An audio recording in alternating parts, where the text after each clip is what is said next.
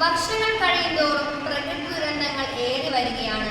മനുഷ്യന്റെ പ്രവർത്തനങ്ങളുടെ ഫലമാണ് പ്രകൃതി ദുരന്തങ്ങൾ ഉണ്ടാകുന്നത്.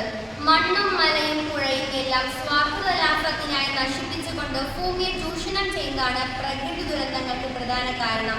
പ്രകൃതി ദുരന്തങ്ങൾക്ക് വ്യക്തികളിലും ജീവിതത്തിലും മാറ്റം വരുത്താൻ അധികം സമയം വേണ്ട. ഓരോ പ്രകൃതി ദുരന്തങ്ങളുടെയും ഫലം സമൂഹത്തിലും സംസ്ഥാനത്തും രാജ്യത്തും എല്ലാം ഒരേ രീതിയിൽ ബാധിക്കും. ഇത് ആവാസ വ്യവസ്ഥയിൽ ഘടനാപരമായ മാറ്റങ്ങൾ വരുത്തുന്നു.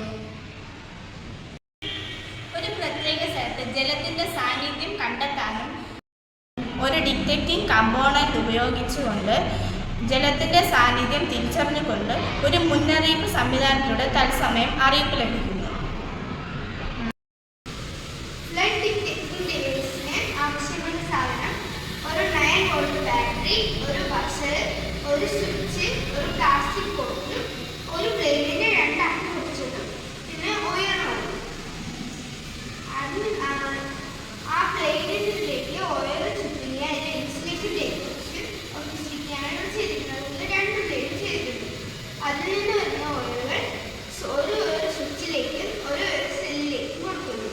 അതുപോലെ തന്നെ ബസറിൽ നിന്ന് വരുന്ന ഒയറും ഒരെണ്ണം ഒരു ഒയർ സ്വിച്ചിലേക്കും ഒരു ഒയർ സെല്ലിലേക്കും കൊടുത്തിരിക്കുന്നു. ഞാൻ ഇതിന്റെ പ്രവർത്തനം വിവരിക്കാം.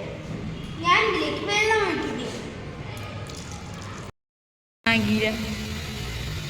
ഇത് ആദ്യത്തെ ബ്ലേഡിന്റെ അടുത്ത് എത്തിയിട്ടുണ്ട്. രണ്ടാമത്തെ ബ്ലേഡിൽ തട്ടിയപ്പോൾ ഇതിന്റെ അലാറം വർക്കാവുന്നു.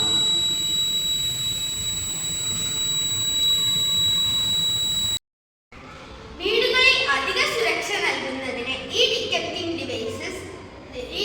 ഡിവൈസ് കൊണ്ട് കഴിയും. വളരെ തുച്ഛമായ ചെലവിൽ ഇത് ഇൻസ്റ്റാൾ ചെയ്യാൻ കഴിയും എന്നതാണ് ഇതിന്റെ മറ്റൊരു പ്രത്യേകത.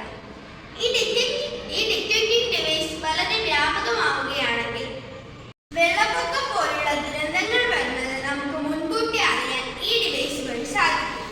അതുകൊണ്ട് തന്നെ വെള്ളപ്പൊക്കം മൂലമുണ്ടാകുന്ന നാശനഷ്ടങ്ങൾ കുറയ്ക്കാനും ഈ ഡിവൈസ് നമ്മളെ സഹായിക്കും. താഴ്ന്ന പ്രദേശങ്ങളിലെ ബേസ്മെന്റുകൾ ജലത്തിനടിയിലാകുന്നു. സിങ്കുകൾ, ഷവറുകൾ, റെഫ്രിജറേറ്റർ, വാട്ടർ ഹീറ്റർ എന്നിവയിലൂടെ ചോർച്ച തുടങ്ങിയ ഇടങ്ങളിലൊക്കെ ഇത്തരം ഡിവൈസ് നമുക്ക് ഉപയോഗപ്പെടുത്താം.